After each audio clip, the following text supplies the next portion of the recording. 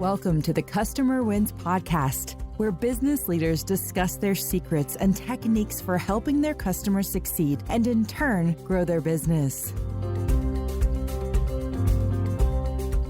Hi, I'm Rich Walker, the host of the Customer Wins, where I talk to business leaders about how they help their customers win and how their focus on customer experience leads to growth. Some of our past guests have included Jeff Moore of Valmark Financial Group and Param Nasseri of InvestorCom, both of whom I met because of today's guest. And today I'm speaking with Chip Kispert, Managing Partner at Beacon Strategies. Today's episode is brought to you by Quick, the leader in enterprise forms automation. When the last step to earning your client's business requires filling out paperwork, don't ruin a good relationship with a bad experience. Instead, get Quick Forms to make filling out forms a great experience and the easiest part of your transaction. Visit quickforms.com to get started. Now, before I introduce today's guest, I have to give a big shout out to Mark Butler, who's a longtime friend to both Chip and I, and who has had a tremendous impact on us both. If you haven't seen Mark's latest solution, go check out Wealth Management GPT. It's Chat GPT for wealth advisors. All right, I'm super excited to introduce someone who's been helping the wealth management industry grow for as long as I can remember. Ever since his college internship where he tracked bonds on an institutional fixed income desk, Chip Kispert has been committed to the wealth management industry. His entrepreneurial spirit and desire to chart his own path led him to found Beacon Strategies, LLC, with a simple foundational goal of acting as the bridge between enterprise wealth firms and solution providers. Chip remains the go-to consultant helping wealth firms deliver on their strategic objectives and build out infrastructures that support their growth ambitions. Chip and the Beacon Strategies team work with hundreds of wealth firms and fintechs in various capacities, including my own, including consulting, roundtables, and product management.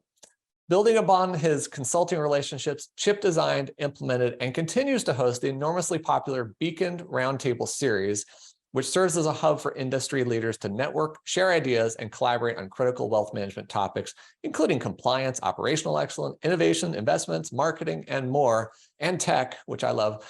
So, Chip, welcome to the Customer Wins. Richard, thank you for having me. I am thrilled to be here. So if you haven't heard this podcast before, I talk with business leaders about what they're doing to help their customers win, how they built and deliver a great customer experience, and the challenges to growing their own company. Chip, I want to understand your business a little better. How does your company help people? You know, it's a great question because really, if we go back and your very nice introduction of me actually tells you what we do. So when we started the business too many years ago, it was really, really simple. We wanted to be the bridge between enterprise wealth firms and solution providers / product companies. And I'll tell you why. I believe that both sides speak different languages. Mm-hmm. And there sometimes and many times needs to be an interpreter in the middle. And we serve that capacity. We have, because of kind of our business models made up of consulting, roundtables, and then we have a couple of our own services we offer. And we have a broad reach within the enterprise wealth space. I mean, our typical customers come out of insurance broker-dealers, bank programs, independent broker-dealers, regionals, solution providers that support them. So our touch is quite large. Add in the roundtables, and we're able to get some really, really interesting perspectives, see trends that are coming out, see what's working and what's not. And, as I've always liked to say, you got to dig it out of the dirt. So we like having our hands in projects that help us better understand the challenges that wealth firms have going forward. And I think, if we look at the last 5 years, there's been probably more evolution in terms of the customer expectation of advisors and the companies they work for than I've seen throughout my whole career, quite frankly. And that's really going from the advisor expecting everything need to now having a more balanced approach of basically the customer wanting the advisor interaction, but yet also wanting to have a digital platform.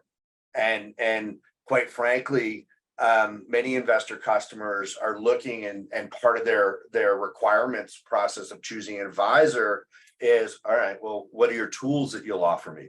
Well, how can I check my portfolios? How can I check that we're aligning to my goals? And it's really, what have you done for me recently? That, yes, they want that interactive need discussion, but they also want to have a really good platform. And then they want to talk about it with their friends and everybody else on social media. And, you weave all that together, right? Man, there's so much there. One of the things I want to say is that I don't think of you guys as consultants. I know you do consulting, but I think of you more as like the glue in our industry, because you've had such a strong focus in our industry. You talk to so many different types of companies. You have this perspective that you bring to the table. And so I applaud you for having this really direct focus on wealth management. But also what you said earlier, you're helping people translate. I used to say I speak English and geek. You're helping people translate what their needs are to technology. So I want to understand that a little bit better. Like, how do you engage with technology and help them see what that means to them? Well, Richard, you know this better than anybody, right? It all comes down to requirements. And that's a very cavalier, over the top statement. But the reality is, what do you want to do? Right. So when we go into a solution, when we go into a wealth firm, we're like, all right, well, tell us what your business model is, what your strategy is. And from there, we're like, all right, tell us about your tech stack. Tell us about your processes. We have, people love to talk about what people, process, tech, right? We tend to look at it as process, tech, people, for some interesting reasons, quite frankly, because the people aspect sometimes are the least, what's the word I want to use? They're the people aspect of it is changeable. How about that? But when you have good process that you've worked through and you have good tech to weave together, then we're starting to really look at, all right, this is your strategy. Here's your infrastructure to support that. Where are your gaps? Where are you doing well, right? Invariably, they're doing well because they've had success, right? They wouldn't have $5 million or more. They wouldn't have 150, 500, 1,000, 2,000, 20,000 reps, but everybody can improve. Right. So we really kind of figure out those gaps, and then we're able to say, okay, based on that, here's process that you should look at filling, and then here's solution providers that fit into that. Many times we run RFPs and RFIs to get to that. And more we're helping a little bit with the implementation side of it, though I'll be honest, it's not my favorite thing to do, because I got to tell you, implementations are heavy lifting. They are really heavy lifting, because you're going to go. We have a visual that we use, and it's kind of this lovely runway down to the beach, right? And everybody's happy. They sign the deal, and then you start to wade in the water, and then you start to go deeper, and there's weeds and old cars and things like that down there. And then you come out on the other side where there's beautiful city on the beach, but there's a lot of deep water you got to go through first. Yeah, no, that is hard. The implementation is a hard part, but I'm also thinking you're not, you're doing the RFPs and requests for information. So it's not like you're sponsored by a tech firm to say, go push my product into a firm's, need, right? We are 100% independent. And, it was interesting for years. Sid Yanamendra is a great friend of mine.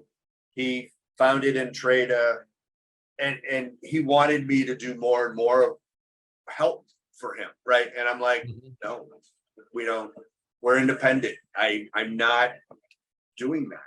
And so when we look at it's very important for us to be independent, because when we look at the marketplace, we don't see a lot of independent perspective, right? We don't see, everybody's got a bias. Everybody's got, a profit margin axe that they're trying to grind.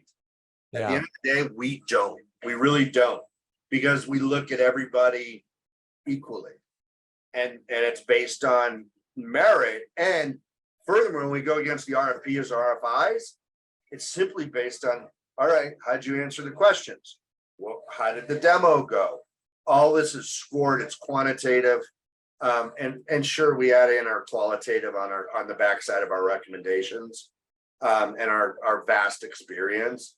But we try to keep everybody independent. Yeah. I think you said something else that was really important that leads to that ability, and that is to understand the process.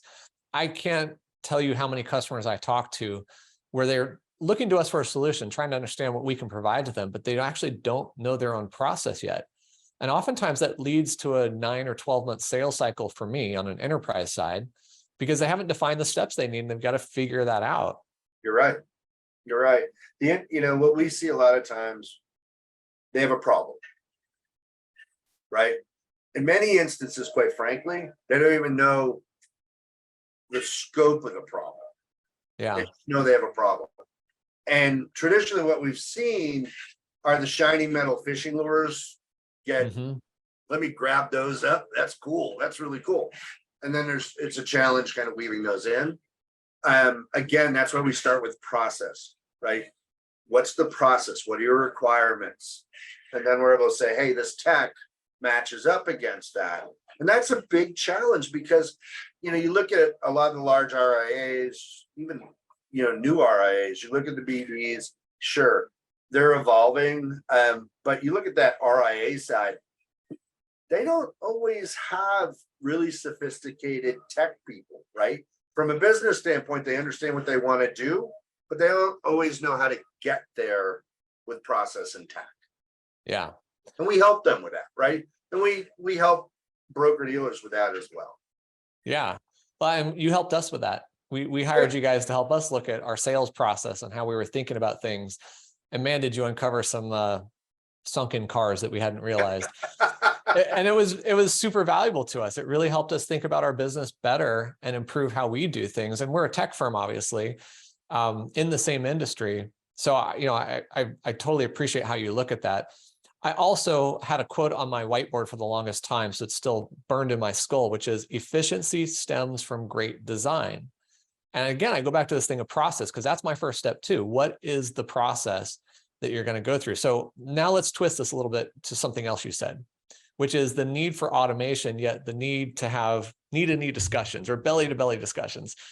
And I find this industry is kind of stuck in this quandary, I think, between let's go fast, let's make it smooth, let's make it easy, to, well, wait, this is all about relationships. This is all about us talking to each other.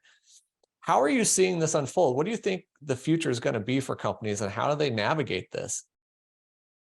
So a lot of this comes down to the business model, right? So if we look at the advisory side of the business, and we look at, say, hey, is there, we look at an advisor with 5 billion under management.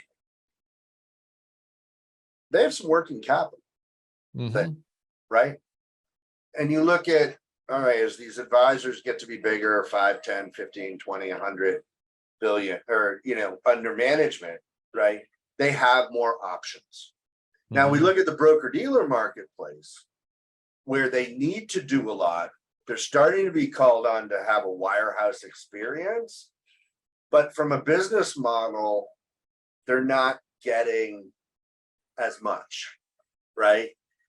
They're working off margins that are very, very thin. So their choices are much more frugal many times. And sure, the LPLs of the world, the advisor groups of the world with their new name, the ones that are well capitalized, they can do more.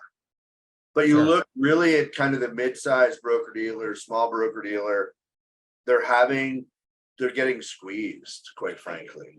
And it comes down to resources. It's people, getting the best people, as well as being able to afford and technology and actually spend the time and resources to figure out what are our requirements and what are our processes that we want to implement.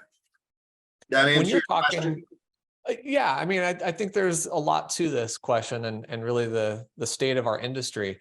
So I'm kind of curious, when you work with companies to help them look at their process, try to find the right tech, find the right people to fit into those positions.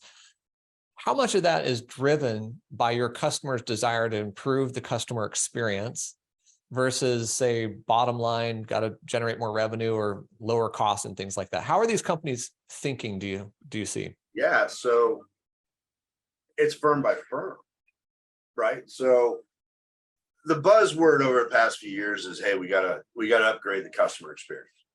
Yeah. Okay, what does that mean? Right? What does that mean?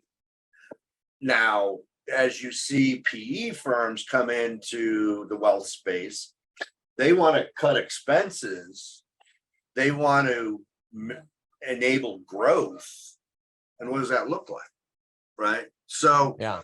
from a priority standpoint, there's a lot of heavy lifting these firms have to do to better understand their priorities, right? So firm we've been working with, really kind of, they had three things they wanted to focus on. We want a better customer experience, right? We want to have more automation in terms of streamlining. And, at the end of the day, we want an economic model that's going to work for us. So those were our North Stars, so to speak, right?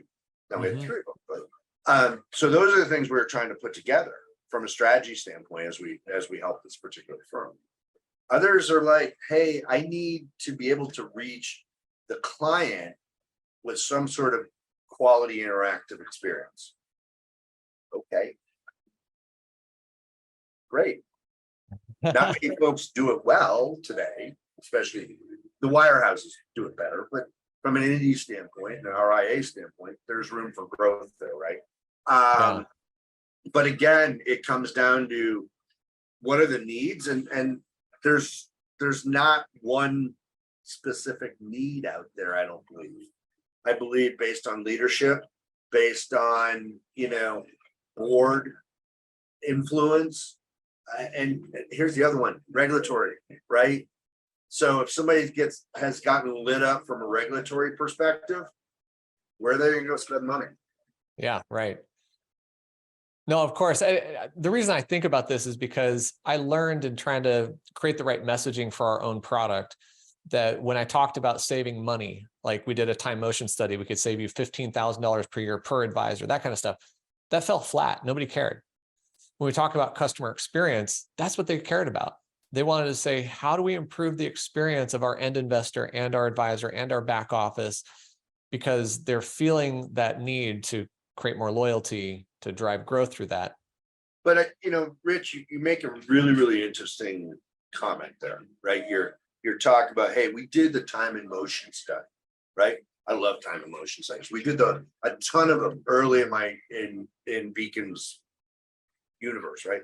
Or in our Genesis. But when I look at that, you have different audiences you need to appeal to, right?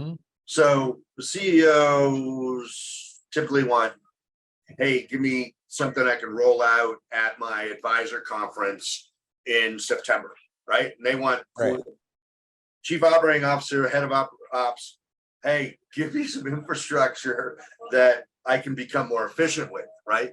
And then you got the compliance side. Give me something that I can go over the data that I can start to have flags, right? And then you get the CFO, where your time and motion study times whatever amount of transactions or whatever is meaningful to them, right? Yeah. So there's so many different audiences within the space. I find it fascinating. And I find that many solution providers actually really struggle because they don't have different storylines per se, different sets of content for the different audiences. So part of that, I feel, in my own experience, is that we don't get to talk to all those different types of people at the same firm. Maybe across a whole bunch of firms, we might get somebody who's financially motivated versus tech motivated versus customer success motivated. But we don't have that same kind of contact level you have when you go into a firm and start working across all the silos of their organization. So do you think it's just about messaging, or do you think it's exposure? I mean, I think it's, I don't I want think it's a little of both. One of the things we look at is, and yes, our perspective's different, right? Because we walk in and we're like, all right, well, how's this impacting the financial side of the business, right? yeah. But what are you guys struggling? So we have the ability to ask lots of questions. On the flip side of that, I look at providers, right? Having the opportunity, yes, they may be talking to, head of advisor product, right? Or they may be talking to head of operations to be able to plug their set of solutions in. But I think it's also important that they're aware that when you're having those, that you're thinking about, well, how does this impact finance?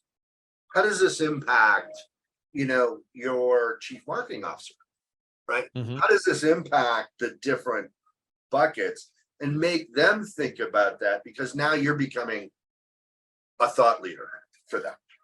Yeah. All right, let me ask you a totally different question. The roundtables, I feel, are amazing.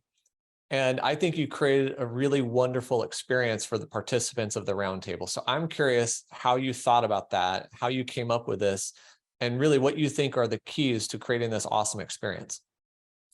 So first and foremost, I need to give kudos to a few people. All right. Peter Montoya is one. I know Peter, and Megan McCartan. Okay. And Megan's now Chief Marketing Officer, Hightower. Peter was actually the one that started these roundtables. And it was called Tech Retreat. And it was back in, I don't know, 2009, maybe. Mm-hmm. He very quickly came to the determination that while he loved the idea and what these represented, he wasn't maybe the person to lead it forward, right? He had too many other obligations, right? And so then Megan McCartan and I partnered on these up until about 2.5, 3 years ago, and when she took her new role. So they really helped provide the foundation for these. And now, we've had the opportunity 13, 14 years doing this, right? To be able to create a type of format that's very, very different from anything in the industry. Mm-hmm. And you were at our recent roundtable. We really work to create a small, intimate group, but have leaders there that really can dig into our case studies. People share information. In some ways, it's people bearing their souls on certain things. Right. And then, we get interactive discussion, right? Because my whole thing when I was looking at these, I would hate to go to conferences because they would be 90-degree deflections, right? And Yeah. you have 15 seconds to make an impression, right? And that's not what I want. I want people sitting down around a round table, because where I went to high school, we had round tables, right? We didn't have the traditional desk, right? So I want people to be having interactive discussions. I want our solution partners and our product partners to be equal in that discussion with our wealth firm attendees, because they all have something to offer. Now, if people get too salesy, I might step in and maybe cut them off at the knees a little bit, but that's all good fun, right? But really what we want is a dialogue, and we want a dialogue that lasts 36 hours. And I think you kind of saw that, right? Whether we're around the round table or we're having meals, it's sitting around talking to people. It is. And one of the things that happens to me when I've gone to your roundtables is part of me goes in there going, I don't know what I'm going to say. I don't know what value I can add to these people. They're so smart. They're so successful. What can I possibly add? And then the conversation starts and you feel like, wait, no, I do have perspective on this, and maybe I can add to this. And then it just takes off and it takes a life of its own, which is really amazing and fun. And then you hear these totally different perspectives you've never heard before. I was sitting down to lunch with Aaron Spradling, who was at the last one that I was with. Yep. And just asking him questions about something he was working on.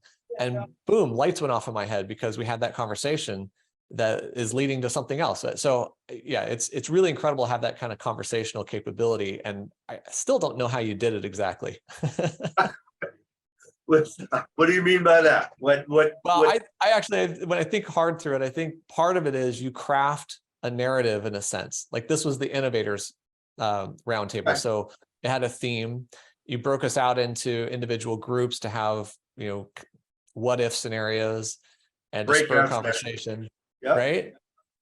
So you're right. It's very different than a typical conference. And I think that these things also, the hotel, the venue that you chose, I think that adds a lot to the experience as well, because we had great food, great ambiance, great environment. Thank you. I want to give you kudos for that, but I also want to just address it because when you create success for your customer, it's in large part because I think you created an awesome experience, or at least an experience that didn't detract from what you're trying to get across in that event. Yeah, everything that we focus on is the experience, right? So ranging, and Sarah Fisher has been just unbelievably helpful. She's basically taken over the running of these things from the infrastructure standpoint over the last 2 years. And we're looking for that user experience to be something that they don't have anywhere else. They just don't. And that ranges, and you talked about the hotels and the food. Yes, that's important. But like our books that we hand out, like we hand out 70-page books that have profiles, they have face pages, they have the community questions, all these different pieces of the puzzle to be able to put together. And you are absolutely right. Literally every decision we make goes through the lens of how is the user going to perceive this? Right. And so part of the reason I bring this up, Chip, is I think if any wealth advisors are out there listening to this and they do dinner parties for their clients once a year or something, they should take some notes from this. They should hand out a book of who their clients are to each other so they can say, you should be meeting these people. Because I've been to some of those dinners and they can be fantastic, or they can be pure sales, sponsored by some product company or something. Yeah. Hey, I want to ask you one other totally different question. And it's a topic that I'm in love with. I've been working on artificial intelligence for the last 1.5 years or so. And I'm curious from your perspective, you've got this broad perspective over the industry. How do you see AI changing or impacting customer experience in our world? So you were at our discussion at Innovators, for one. Two, we have this discussion probably 5-6 times a week, right? I think we're in a couple different phases, right? I think we're in the widget phase, honestly. People coming out with kind of the widgets that we're looking at. I think we're seeing AI become more and more woven into the thinking of firms. They don't quite know what that means yet. I think on the investment side, we're seeing some. I think, as you look at kind of the robo and portfolios, and Jamie Dimon's coming out and saying, hey, we're doing this, that, and the other thing, right? And then we're looking at it and saying, hey, what can it be? And I think that's the phase that we're at today. Because again, we go back to requirements, right? How do you want to use it? I think the big areas that we'll see benefit from are the areas of service. I think service is going to be huge because we're going to have the ability to basically figure out, hey, is a customer happy or not? And do I need to be spending more time with a customer? And it's all going to be data driven, right? And, when we look at artificial intelligence, all right, maybe it's business rules, but you get the idea. It's going to become bigger and bigger, but at the end of the day, guess what? The advisor is still the one giving the advice, and they are the one that are crafting and polishing the deliverables to their customer. Right. I am seeing that kind of consensus with people I've talked to on this podcast, as well as people at the roundtable, et cetera, that you're never going to replace the advisor and their ability to navigate sticky, emotional, challenging, psychological drama that's going on with their clients, even whatever their AI numbers tell them to say or do, right? Right, but you look at the things that maybe a Riscali, excuse me, a nitrogen is doing with their risk number. Right. Clients love it, right? This data tells me my risk score is X, right? Mm-hmm. I think we're at the tip of the spear with all this, right? But I also think that if you look at the big wirehouses, yeah, they're going to be farther ahead of this game. If you look at the normal RIA, if you look at many broker dealers, the majority of broker dealers out there currently, this is something that's trajectory up there. And quite frankly, they're working on automation. Hey, how do I open an account online? Right. Yeah. Right. Do I think it'll come? It will come, but I don't know. Do you remember? So Robo, that was going to take out the advisor. Blockchain, that was going to, and I think there's a lot of hype here. And if you read quarterly reports, everybody's got to talk about AI or their stock price gets whacked, right? I think we're in the what can it do for us? And I think by firm, that's different. I mean, we have customers that are every other day, they're calling me, hey, what can we do? What can we do with AI? Can we generate content? Can we just make everything in the business? I'm like, whoa, don't lose view. But it's all right, figure out what your requirements, what you need, and we can go from there. No, perfectly said. Perfectly said.